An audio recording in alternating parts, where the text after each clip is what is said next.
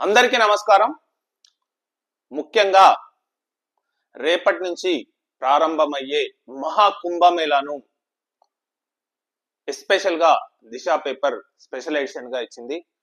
So Maha Kumbh Mela అంటే దాదాపు 144 సంవత్సరాలకు ఒకసారి జరిగే ఈ కుంభమేళా ఉత్తరప్రదేశ్ లోని ప్రయాగ్రాజ్ లో రేపు పుష్యమి పౌర్ణమి అంటే పుష్యమి పౌర్ణమి స్నానంతో ప్రారంభమయ్యే ఈ మహాకుంభమేళాను ముఖ్యంగా ఉత్తరప్రదేశ్ ముఖ్యమంత్రి యోగి ఆదిత్యనాథ్ రేపు ప్రారంభిస్తారు. సో అతిపెద్ద హిందూ ధార్మిక సమ్మేళనం అంటే దాదాపు 40 కోట్ల మంది భక్తులు వస్తారని అంచనా. దేశ విదేశాల నుంచి అంటే దాదాపు 123 దేశాల నుంచి ఇక్కడికి వస్తారని అంచనా వేస్తున్నారు. సో ఈ త్రివేణి సంగమం అంటే ముఖ్యంగా గంగా మరియు క్షిప్రా మరియు గోదావరి ఈ 3 నదుల సంగమమైన ప్రయాగరాజ్ లో ఈ మహాకుంభమేళా స్టార్ట్ అవుతుంది. సో ప్రయాగరాజ్ ఒక సర్వాంగ సుందరంగా ముఖ్యమంత్రి యోగి ఆదిత్యనాథ్ చాలా తీర్చిదిద్దాడు. ఎందుకంటే యోగి ఆదిత్యనాథ్ మీకు అందరికీ తెలిసిందే, హిందువులకు సంబంధించిన పండుగలకు అతను ఒక బ్రాండ్ అంబాసిడర్ గా పర్టికులర్ గా ఉత్తరప్రదేశ్ లో శ్రీరామ మందిరం మరియు ఇదొక ప్రయాగరాజ్ అంటే ఒక 144 సంవత్సరాలకు ఒకసారి జరిగే ఈ మహాకుంభమేళాను ప్రారంభించడానికి అతనికి ఎంత అదృష్టం దక్కిందో మీరందరూ తెలుసుకోవచ్చు. సో ఈ కుంభమేళా అనేది మహాకుంభమేళా అనేది పర్టికులర్ గా 144 సంవత్సరాలకు ఒకసారి జరుగుతుంది. సో మన ఆధ్యాత్మిక ధర్మాలు అంటే పూర్వపరాలు ఏం చెప్తున్నాయంటే రాక్షసులకు అంటే దేవతలకు సముద్ర గర్భంలో అమృతం కోసం యుద్ధం జరిగినప్పుడు అప్పుడు జయంతు అనే ఒక కాకి 4 చుక్కలను వివిధ ప్రాంతాల్లో వేసినట్టు అందులో ఒకటి ప్రయాగరాజు మరియు ఉజ్జయిని మరియు నాసిక్ త్రయంబకేశ్వర. సో ఈ 3 ప్రాంతాల్లో సో వేసినట్టు అది ఆధ్యాత్మిక పురాణాలు చెప్తున్నాయి. సో ఇది మామూలుగా 6 సంవత్సరాలకైతే పూర్ణ కుంభమేళా అనేది మరియు 12 సంవత్సరాలకైతే అర్ధ కుంభమేళా అనేది మరియు 144 సంవత్సరాలకు ఒకసారి అయితే మహాకుంభమేళా అనేది జరుపుతుంటారు. దాదాపు ఇది 1881 సంవత్సరంలో జరిగిన తర్వాత ఇప్పుడు 2025 సంవత్సరంలో జరుగుతుంది, ముఖ్యంగా 144 సంవత్సరాల తర్వాత. సో ఈ మహాకుంభమేళా జరుగుతున్న క్రమంలో ఒకటి ఆధ్యాత్మిక పురాణం ఏం చెప్తుందంటే సూర్యుడు మకర రాశిలోకి ప్రవేశించినప్పుడు ఈ మహాకుంభమేళాను జరుపుతుంటారు. సో సూర్యుడు వివిధ రకాల రాశిలో ప్రయాణిస్తున్నప్పుడు పర్టికులర్ గా మకర రాశిలోకి ఎంట్రీ అయినప్పుడు ఈ మహాకుంభమేళాను జరుపుతుంటారని ఆధ్యాత్మిక పురాణాలు చెప్తుంటాయి. సో దీని గురించి ఒక స్పెషల్ ఎడిషన్ గా ఒకసారి చూడొచ్చు. మహాకుంభమేళా ప్రపంచంలోనే అతిపెద్ద ధార్మిక ఉత్సవం. 40 కోట్ల మంది భక్తులు హాజరవుతారని అంచనా. 45 రోజుల పాటు కొనసాగుతున్న పుణ్య స్నానాలు. సో రేపటి నుంచి పుష్య పౌర్ణమి నుంచి మహాశివరాత్రి వరకు అంటే దాదాపు ఒక 45 రోజుల పాటు అంటే ఫిబ్రవరి 26 వరకు ఈ మహాకుంభమేళా జరుగుతుంటుంది ప్రయాగ్రాజ్ లో. సో 45 రోజుల పాటు కొనసాగుతున్న పుణ్యస్నానాలు. సో ఇక్కడ మనం చూస్తే మహాకుంభమేళా ప్రపంచంలోకెల్లా అతిపెద్ద ధార్మిక మహోత్సవం. జనవరి 13 నుంచి ఉత్తరప్రదేశ్ ప్రయాగరాజ్ లో ప్రారంభం కానున్న మహాకుంభమేళా 45 రోజుల పాటు కొనసాగి ఫిబ్రవరి 26న ముగుస్తుంది. అంటే మహాశివరాత్రి రోజు ఫిబ్రవరి 26వ తారీఖు రోజు మహాశివరాత్రి ఉంది. సో మహాశివరాత్రి రోజు ఈ కుంభమేళా అనేది మహాకుంభమేళా అనేది ముగుస్తుంది.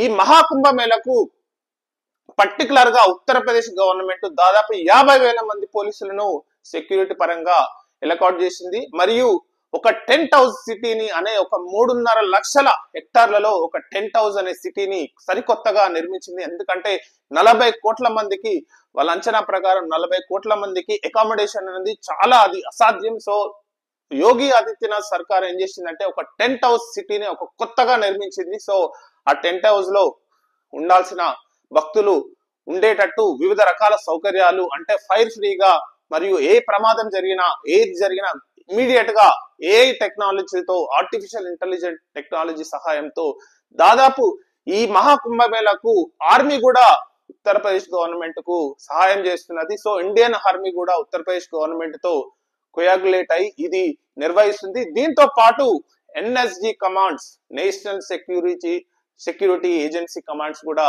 ఇన్వాల్వ్ అవుతున్నారు. సో దాదాపు టాప్ మోస్ట్ సెక్యూరిటీ ఇండియాలో ఉన్న పారామెడికల్స్ కానీ పారామిలిటరీ కానీ, మిలిటరీ కానీ, సిఆర్పిఎఫ్ కానీ, బిఎస్ఎఫ్ కానీ, ఎన్ఎస్జి కానీ, మరియు పోలీస్ మరియు వివిధ రకాల బెటాలియన్స్ దాదాపు ఒక 50,000 మంది నుంచి 1,00,000 వరకు వివిధ రకాల సెక్యూరిటీని అందిస్తున్నారు. సో అత్యంత సురక్షితంగా భక్తులను చూసుకునే బాధ్యత యోగి సర్కారు ఖచ్చితంగా చూస్తుంది. సో ఇక్కడికి ముఖ్యంగా మనం గమనించాల్సింది ఏంటంటే సాధువులు, నాగ సాధువులు వచ్చే అవకాశం అనేది కంపల్సరీ ఉంటుంది. కాబట్టి వాళ్ళకు కూడా ప్రత్యేక సౌకర్యాలను కూడా యోగి ఆదిత్యనాథ్ గవర్నమెంట్ ఏర్పాటు చేయబోతుంది. సో ఇది నెక్స్ట్ మనము ఇక్కడ చూసుకున్నట్లయితే ఈసారి ఏకంగా 40 కోట్ల మంది భక్తులు కుంభమేళాకు హాజరవుతారని ఉత్తరప్రదేశ్ ప్రభుత్వం చెబుతుంది. అందులో 123 దేశాల నుంచి వచ్చే వాళ్ళు కూడా ఉన్నారు. అయితే అసలు ఏంటి కుంభమేళా, దీని హిస్టరీ గురించి మనము ఒకసారి చూద్దాం.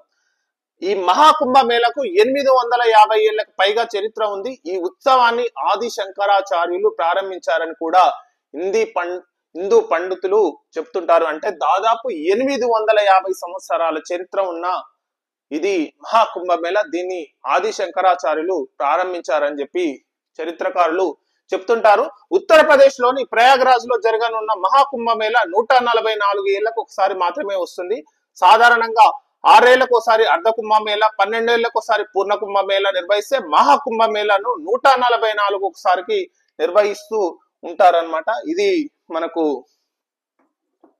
నార్మల్ గా అయితే 6 ఏళ్లకైతే అర్ధ కుంభమేళ, 12 సంవత్సరాలకైతే పూర్ణ కుంభమేళ మరియు 144 ఏళ్లకు కాబట్టి ఇది మహాకుంభమేళ అని చెప్పి అంటుంటారు. సో మన దేశంలో కుంభమేళ 4 ప్రాంతాల్లో జరుగుతుంది. అది ఉత్తరప్రదేశ్ లోని ప్రయాగరాజు, ఉత్తరాఖండ్ లోని హరిద్వార్, మధ్యప్రదేశ్ లోని ఉజ్జయిని, మహారాష్ట్రలో నాసిక్. సో ఈ 4 ప్రాంతాలు ముఖ్యంగా ఉత్తరప్రదేశ్ లోని ప్రయాగరాజ్, సో మరియు ఉత్తరాఖండ్ లోని హరిద్వార్, మధ్యప్రదేశ్ లోని ఉజ్జయిని మరియు ఇక్కడ మహారాష్ట్రలో నాసిక్ ప్రాంతాలలో ఈ కుంభమేళ మామూలుగా జరుపుతుంటారు. కానీ ఇది ఈ 144 ఏళ్లకు ఒకసారి జరిగే మహాకుంభమేళను మాత్రం కేవలం ప్రయాగ్రాజ్ లోనే నిర్వహిస్తారనమాట. సో ఇది ఈ కుంభమేళ 144 సంవత్సరాలకు ఒకసారి వస్తుంది కాబట్టి ఈ కుంభమేళను త్రివేణి సంగమం అంటే 3 నదుల సంగమం ప్రయాగ్రాజ్ లో ఉంది కాబట్టి ఈ ప్రయాగ్రాజ్ లో నిర్వహిస్తున్నారనమాట. ఇది ఇంకో మనం ప్రయాగ్రాజ్ లోనే ఎందుకు నిర్వహిస్తున్నారంటే ప్రయాగ్రాజ్ లో మనం త్రివేణి సంగమం చూడొచ్చు. అదే హరిద్వార్ లో గంగా నది ప్రవహిస్తూ ఉంటుంది. ఉజ్జయిన్ లో సిప్రా, నాసిక్ లో గోదావరి నదులు ప్రవహిస్తున్నాయి. బోలెని నదులు ఉన్న ఈ నదుల్లోనే అది 4 ప్రదేశాల్లోనే కుంభమేళ నిర్వహించడం వెనుక డిఫరెంట్ స్టోరీస్ ప్రచారంలో ఉన్నాయి. సో సామ అధర్వణ వేదాల ప్రకారం దేవతలు, రాక్షసులు సముద్ర మదనం చేయగా అందులో నుంచి అమృత కలశం బయటకు వస్తుంది. దాన్ని మొదట జయంతుడు అనే కాకి నోట ఖర్చుకొని భూమి చుట్టూ తిరిగి వస్తుంది. ఆ సమయంలో కలశంలోని 4 చుక్కలు ప్రయాగరాజ్, హరిద్వార్, నాసిక్, ఉజ్జయిన్ లో పడ్డాయని, అందుకనే ఆ ప్రదేశాలకు అంత మహత్యం ఉందని అంటుంటారు. సో మేజర్ గా ఏంటంటే సముద్ర మదనం చేస్తున్నప్పుడు అంటే దేవతలకు రాక్షసులకు సముద్ర మదనం జరుగుతున్నప్పుడు జయంతుడు అనే ఒక కాకి అందులోని కలశంలోని 4 చుక్కలను వివిధ ప్రాంతాల్లో చల్లినట్టు ఆ ప్రాంతాలే ఇప్పుడు ప్రజెంట్ గా అది ప్రయాగరాజు మరియు హరిద్వారు మరియు మధ్యప్రదేశ్ లోని ఉజ్జయిని మరియు ఇది మహారాష్ట్రలో నాసిక్ అని చెప్తుంటారనమాట. సో ఈ ప్రాంతాలకు కుంభమేళ ప్రాచుర్యం అనేది ఇలా దక్కిందనమాట. సో అంతేకాదు మహాకుంభమేళ ప్రాచీన భారతీయులకు ఖగోళ శాస్త్రంపై ఎంతో లోతైన జ్ఞానం ఉందని చెప్తుంది. ఈ ఉత్సవం సమయాన్ని ఖగోళ సంఘటనలు అంటే గ్రహాల స్థితులు ఆధారంగా నిర్ణయిస్తారు. ప్రత్యేకంగా బృహస్పతి అంటే జూపిటర్ 12 సంవత్సరాల కక్ష సూర్యుడు చంద్రుని స్థానాలతో కలిపి ఈ ఉత్సవ సమయాన్ని డిసైడ్ చేస్తారనమాట. సో ఇది ఏదో ఊరికే అనామకంగా ఈ కుంభమేళను నిర్వహించారు. సో ఖగోళ శాస్త్రాన్ని కూడా అంటే భూమి, సూర్యుడు, బృహస్పతి ఏ కక్షలో ఉన్నాయి ఆ కక్షల ఆధారంగానే ఈ కుంభమేళాను నిర్వహిస్తారు. ఆ కక్షలో ఉన్నప్పుడు ఆ నదులలో ప్రత్యేకమైన మ్యాగ్నెటిక్ ఫీల్డ్ అంటే ఏదో ఒక ఫోర్స్ అనేది ఉండడం గమనించే ఆ పర్టికులర్ ఏరియాస్ లోనే ఆ పర్టికులర్ గా ఆ ఖగోళ శాస్త్రంలో ఉన్న ఏరియాస్ లోనే దీన్ని గమనించే ఈ కుంభమేళా అనేది నిర్వహిస్తుంటారు అనమాట. సో ఈ ఇంకా డీటెయిల్డ్ గా చెప్పాలంటే సూర్యుడు బృహస్పతి సింహరాశిలో ఉన్నప్పుడు నాసిక్, ఆ త్రయంబకేశ్వర్ లో కుంభమేళా నిర్వహిస్తారు. అదే సూర్యుడు మేషరాశిలో ఉన్నప్పుడు హరిద్వార్. ఇప్పుడు మీరు ఇక్కడ చూడండి, సూర్యుడు బృహస్పతి అంటే రెండు గ్రహాలు సింహరాశిలో ఉన్నప్పుడు నాసిక్ అంటే మహారాష్ట్రలో, మరియు మహారాష్ట్ర త్రయంబకేశ్వర్ లో కుంభమేళా నిర్వహిస్తారు. అదే సూర్యుడు మేషరాశిలో ఉన్నప్పుడు హరిద్వార్ లో, అలాగే బృహస్పతి వృషభ రాశిలో, సూర్యుడు మకర రాశిలో ఉంటే ప్రయాగరాజ్. అంటే ఇప్పుడు ప్రజెంట్ గా బృహస్పతి వృషభ రాశిలో, సూర్యుడు మకర రాశిలో ఉంటే, అంటే ఈ రెండు రాశిలో ఉంటే ఇప్పుడు కుంభమేళా అనేది నిర్వహిస్తారు. బృహస్పతి సూర్యుడు వృశ్చిక రాశిలో ఉంటే ఉజ్జయినిలో కుంభమేళా ఉత్సవం జరిపిస్తారు. సో ఇది అన్నమాట. అంటే ఈ కుంభమేళాకు ఖగోళ శాస్త్రం పై కూడా వాటి అంచనాలను కూడా క్యాలిక్యులేషన్ చేసుకొని ఇది దాదాపు అత్యంత పటిష్టంగా అత్యంత సైంటిఫిక్ గా కూడా ఆ రోజులలో నిర్వహించడం జరుగుతుందని చెప్పి ఈ స్టోరీ ఇచ్చిండు. సో మనం 45 రోజుల పాటు ఉత్సవాలు ప్రాచీన భారతీయుల భూమి భౌగోళిక భూమాకర్షణ శక్తులు లోతైన అవగాహన కలిగి ఉండబట్టి ఇంత పర్ఫెక్ట్ గా లెక్కలు కట్టి ఏ సమయంలో నదుల సంగమం ప్రాంతంలో ఎలక్ట్రోమాగ్నెటిక్ ఫీల్డ్ బలంగా ఉంటాయో గుర్తించి అదే సమయంలో కుంభమేళా నిర్వహిస్తుంటారు. సో ఇది పర్టికులర్ గా ఆ రాశులు అంటే సూర్యుడు మకర రాశిలోకి వెళ్ళినప్పుడు ఆ నదులలోకి వచ్చే ఎలక్ట్రిక్ మ్యాగ్నెటిక్ ఫీల్డ్ ఫోర్స్ ఆధారంగానే ఈ కుంభమేళా మహాకుంభమేళాలు నిర్వహిస్తుంటారని చెప్పి మనం ఇక్కడ చూస్తుంటాం. సో ఇది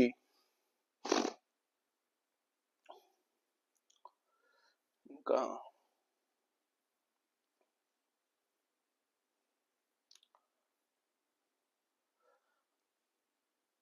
మొత్తం మీద దాదాపు 45 రోజుల పాటు ఈ ఉత్సవాలు జరుగుతున్నాయి. సో అఘోరాలు నాగసాధువులు కుంభమేళా టైంలో సూర్యోదయం సూర్యాస్తమయం సమయంలో నదులకు హారతులు ఇస్తారు. ఆ హారతి చూడడానికి 2 కళ్ళు చాలవు. భక్తి గీతాలతో సనాతన మంత్రోచ్చారణలతో సాంస్కృతిక ప్రదర్శనలతో మొత్తం కాశీనగరం మారుమోగుతుంది.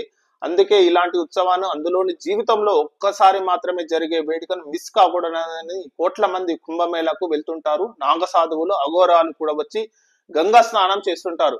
ఇంత గొప్ప వేడుక కాబట్టి మహాకుంభమేళా నిర్వహించడానికి యూపీ ప్రభుత్వం కూడా అన్ని ఏర్పాట్లు చేస్తుంది. వచ్చే భక్తుల కోసం స్పెషల్ గా షెడ్లు, మెడికల్ ఫెసిలిటీస్, అంబులెన్స్లు మరియు 100 పడకల హాస్పిటల్, 20 బెడ్స్ హాస్పిటల్, అంటే దాదాపు అన్ని సౌకర్యాలు యూపీ గవర్నమెంట్ చేస్తుంది అనమాట. ఇందులో ఏ సందేహం కూడా లేదు. సో ఎక్కడి నుంచి వచ్చిన భక్తులకు అట్లాంటి సౌకర్యాలు కల్పిస్తామని చెప్పి యూపీ గవర్నమెంట్ కూడా ఇది ఈ మహాకుంభమేళాను సక్సెస్ఫుల్ చేయడానికి దాదాపు శత విధాలుగా ఆ పరమేశ్వరుని ప్రార్థిస్తున్నామని చెప్పి యోగి ఆదిత్యనాథ్ గవర్నమెంట్ కూడా చెప్తుంది. సో ఈ మహాకుంభమేళా అనేది ఒక కుటుంబంలో ఒక ఎగ్జాంపుల్ గా చెప్పేది ఏంటంటే, ఒక కుటుంబంలో ఒక తరం మాత్రమే కుంభమేళాన్ని చూసే అవకాశం ఉంటుందని చెప్పి చెప్తుంటారు. ఎందుకంటే 144 సంవత్సరాలు అంటే మళ్ళా 144 సంవత్సరాలకు మళ్ళా వస్తుంది కాబట్టి ఈ తరంలో ఉండే మనము ఎంతో చాలా అదృష్టవంతులు. సో వీలైతే కుంభమేళాను ప్రయాగరాజులో విజిట్ కాండి. సో ఆ దేవుణ్ణి మంచి జరగాలని కోరుకుందాం. సో ఈ ప్రతిష్టాత్మకంగా జరిగే మహాకుంభమేళాను చాలా విజయవంతంగా జరగాలని ఆ పరమేశ్వరను కోరుకుంటూ థ్యాంక్ యూ వెరీ మచ్.